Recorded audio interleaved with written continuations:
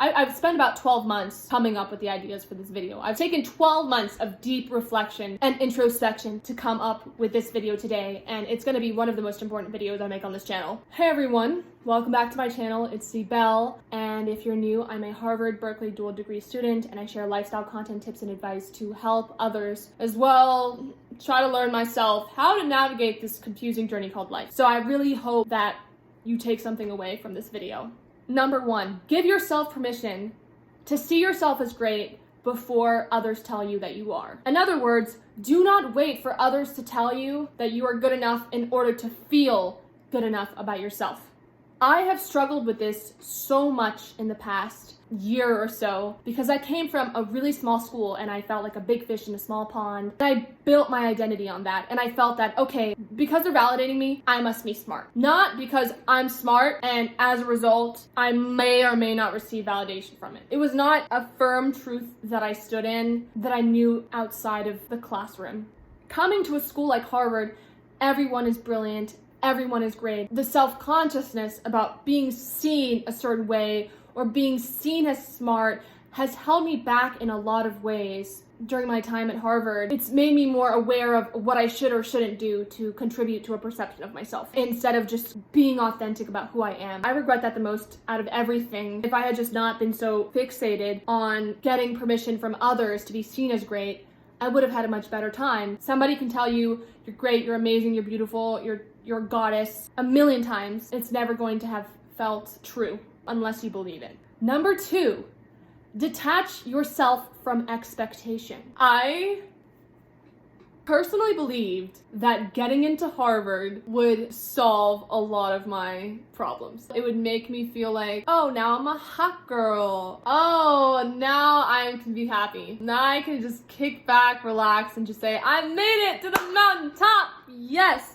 But Harvard, what I expected versus what it was, while there are a lot of pleasant surprises, there are a lot of illusions that I created for myself and things that I wanted to happen that didn't, that I would have been so much happier at Harvard if I had just not had any expectation in the first place. There's a quote, attachment is the root of all suffering, and expectation is attachment to outcome. Expectation is great because you have to be an optimist. You have to know that eventually things are going to turn out your way, and if you keep pushing and you keep having discipline in a mindset, in a way of seeing the world, then positive things are going to happen. I'm not saying that you can't have positive expectation for the future. Being fixated on exactly the image that you hold in your mind and not being adaptable to any change or not being patient for things to manifest the way that you hope they would. So detachment from expectation really helps you enjoy what you do have instead of wistful about what you could have had or what could have been, or in the expectancy of something that could happen in the future. But it makes it so hard to appreciate the gift of the present. And we don't even realize how valuable the moment we have now is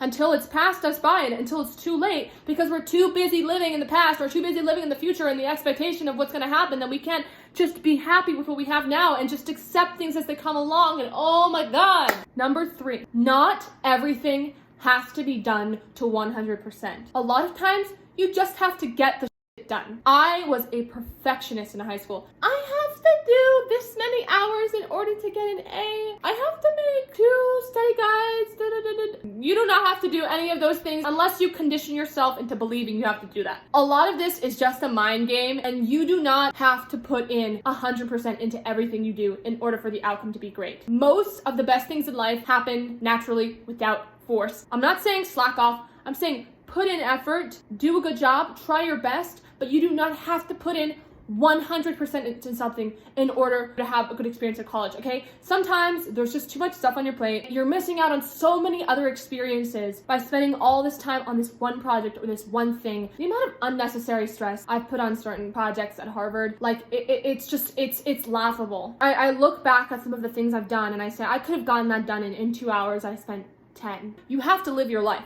You have to go out and do things and really fully embrace the experience and not just focus on being a perfectionist about certain projects or certain things. So you cannot devote 100% to everything. Lesson number 4, people don't remember what you do. They don't always remember what you say, but they will always remember how you make them feel. There are a lot of people on Harvard campus, and there's certain individuals who you only bump into every once in a while. When you're with anyone at all, you try to be the best version of yourself to them. And that's why the best way to be memorable to someone and the best way create connection is through feeling. And so even if you don't have that many interactions with someone, if you make them feel good about themselves, if you make someone feel heard, that is worth a lot. People want to be around others who make them feel more safe and more secure in who they are as an individual, and to make them feel like they're adding value to the world and to other people's lives. It's feeling good. You hang out with your friends because they make you feel good. You eat certain food because it makes you feel good. You listen to that record because it makes you feel great. You watch that movie, that nostalgic movie, because it makes you feel at home. It makes you feel comfort. My comfort movie, my comfort food, my comfort song. Everything we do in this life is for a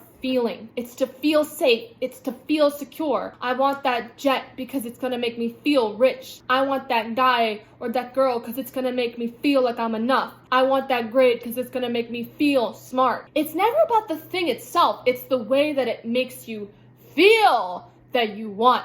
That's what you're chasing. You're chasing a feeling. I say this to say that it is the most important thing to carry that intention of making people feel good. Because not only are you more memorable to them, it makes you feel good to make other people feel good.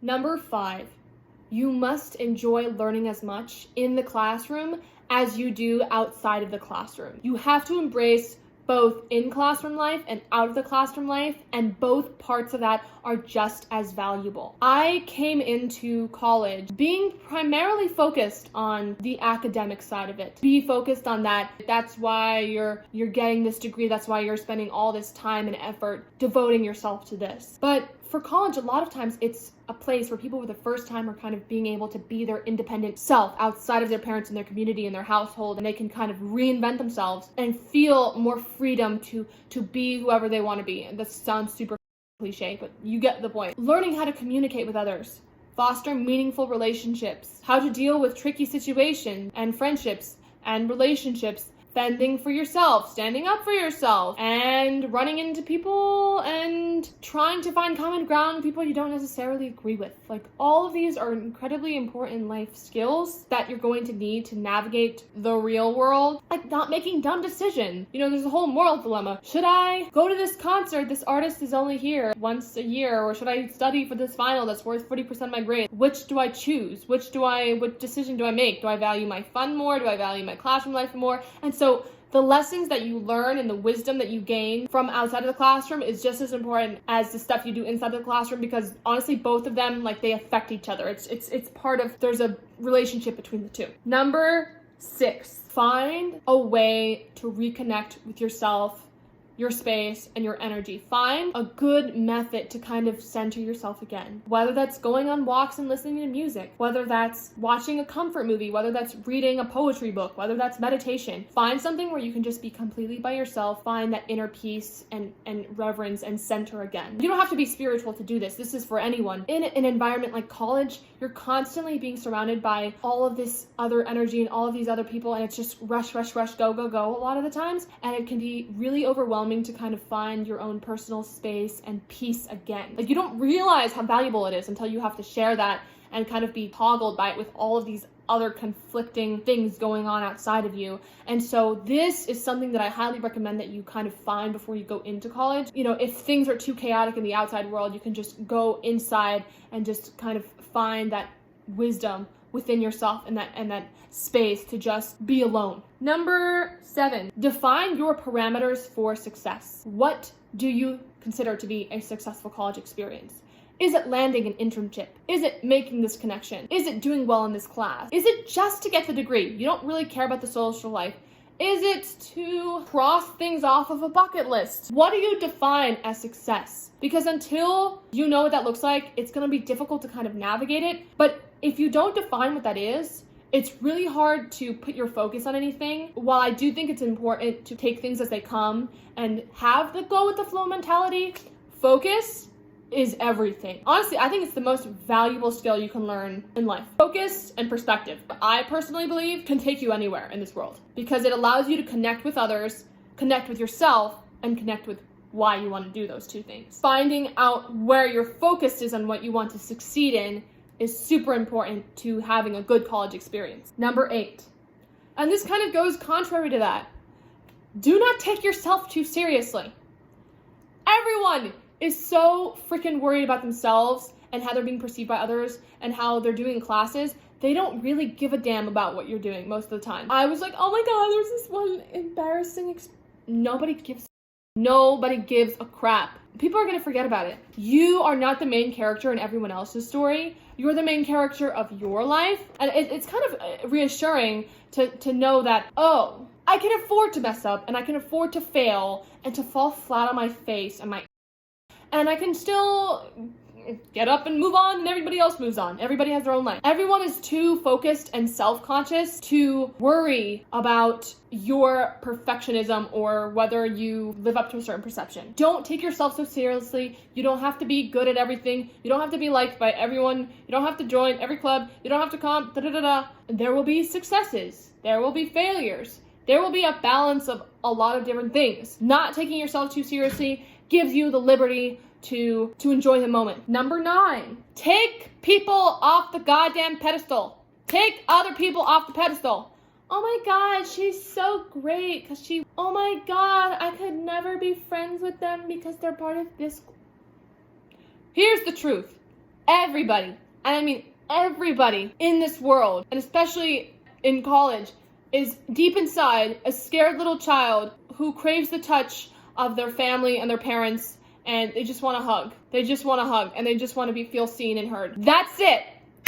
Everybody's that at the end of the day. Every single person is seeking the exact same thing, okay? And so it's ridiculous to believe that they're higher or even lower than you. There's no reason to see someone on a pedestal. Everyone has insecurities. Everyone just wants to feel seen and heard. We all want the same things at the end of the day. And when you put someone on a pedestal, you're basically telling yourself that there's some level of infallibility and perfection to them, right? They're not on the same level as you because they're more perfect or they're more good. But the truth is, at the end of the day, everybody is just a scared little child who wants the kisses and the hugs from mommy and daddy, and who wants to feel seen and heard. Okay? If you see it that way, then you realize, oh, at the end of the day, we're all really the same. We all want the same things in one way, shape, form, or another. We want to feel seen, we want to feel heard, we want to feel loved. So there's no reason to put other people on a pedestal. I really hope you enjoyed this video. I really hope you got some wisdom from this. I really freaking hope you take these life lessons and you go be a badass about it in your everyday life. Because there's no reason why you shouldn't. Guys, this is gonna be our best era yet. So if you enjoyed this video, hit that like, subscribe, comment button, share button so we can get this to more people. And I wanna hear about your experiences. I wanna hear about your thoughts on the video, the feedback. I wanna hear about your expectations for college or what lessons you've learned. I love learning from you guys, and I hope to see you next time. Bye!